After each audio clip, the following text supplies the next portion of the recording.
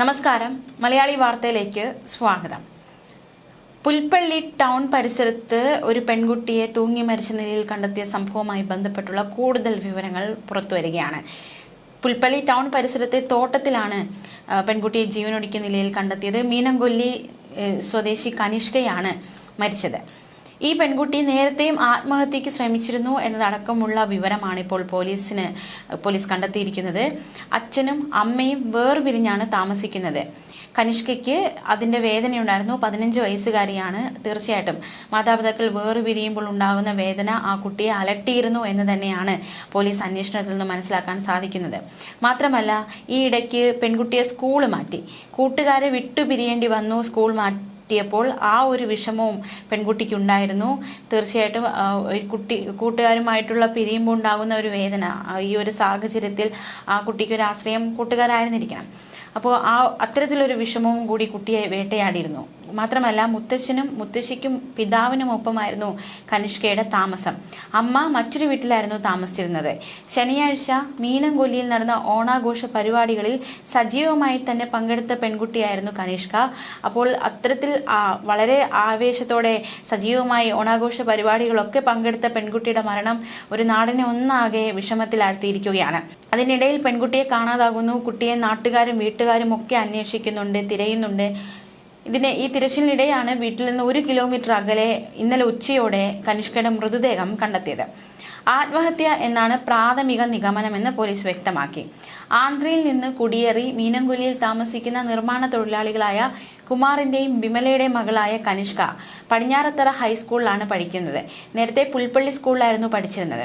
ഓണാവധിക്ക് ശേഷം പടിഞ്ഞാറത്തറയിലെ സ്കൂളിൽ കൊണ്ടുവിടാനിരിക്കവെയാണ് കുട്ടിയുടെ ആത്മഹത്യ സംഭവിച്ചിരിക്കുന്നത്. എന്തായാലും പ്രദേശവാസികളടക്കമുള്ളവർ ഈ മരണത്തിലൊരു ദുരൂഹതയുണ്ട് എന്നൊരു ആരോപണം മുന്നോട്ട് വെച്ചിട്ടുണ്ട്. എന്തായാലും പോലീസ് അന്വേഷണം പുരോഗമിക്കുകയാണ്. എന്തുകൊണ്ട് ആത്മഹത്യ ചെയ്തു എന്നൊരു ചോദ്യം ബാക്കിയാവുകയാണ്. ശനിയാഴ്ച രാത്രി 12 മണിവരെ ഗ്രാമത്തിലെ ഓണാഘോഷത്തിൽ സജീവമായി പങ്കെടുത്ത പെൺകുട്ടിയുടെ മരണം, അത് പെട്ടെന്നൊരു ആത്മഹത്യ, അത് വലിയ രീതിയിലുള്ള ദുരൂഹത, സംശയമൊക്കെ നിലനിൽക്കുന്നുണ്ട്. ആഘോഷങ്ങളിൽ വിവിധ കലാപരിപാടികളിലായിരുന്നു കനിഷ്ക പങ്കെടുത്തത്. പിറ്റേന്ന് ഞായറാഴ്ച വൈകുന്നേരം സമീപത്തെ കടയിൽ സാധനങ്ങൾ വാങ്ങാൻ പോവുകയാണെന്ന് പറഞ്ഞ് വീട്ടിൽ നിന്ന് ഇറങ്ങിയതാണ് കുട്ടി. പിറ്റേന്ന് തൂങ്ങി മരിച്ച നിലയിലും കണ്ടെത്തുന്നു. 9ാം ക്ലാസ് വരെ പുൽപ്പള്ളി സ്കൂളിൽ പഠിച്ച കുട്ടിയാണ്.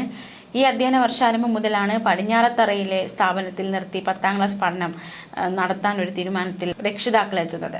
ഓണത്തിന് തൊട്ടു മുൻപത്തെ ദിവസമായിരുന്നു കനിഷ്കയെ പിതാവ് വീട്ടിലേക്ക് കൂട്ടിക്കൊണ്ടുവന്നത്. മാത്രമല്ല, മറ്റൊരു സംഭവം, പുൽപ്പള്ളി ടൗണിലെ ഓട്ടോറിക്ഷ ഡ്രൈവർ തന്നെ സ്ഥിരമായി പിന്തുടർന്ന് ശല്യം ചെയ്യാറുണ്ട് എന്നതടക്കമുള്ള ഒരു പരാതി കനിഷ്ക തന്റെ കൂട്ടുകാരോട് പറഞ്ഞിരുന്നു എന്ന വിവരം കൂടി ഇപ്പോൾ പുറത്തു വരുന്നുണ്ട്.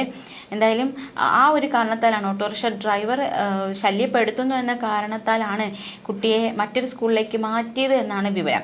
കനിഷ്കയുടെ മരണവുമായി ബന്ധപ്പെട്ട് ഒരാളെ പുൽപ്പള്ളി പോലീസ് കസ്റ്റഡിയിൽ എടുത്തിട്ടുണ്ട്.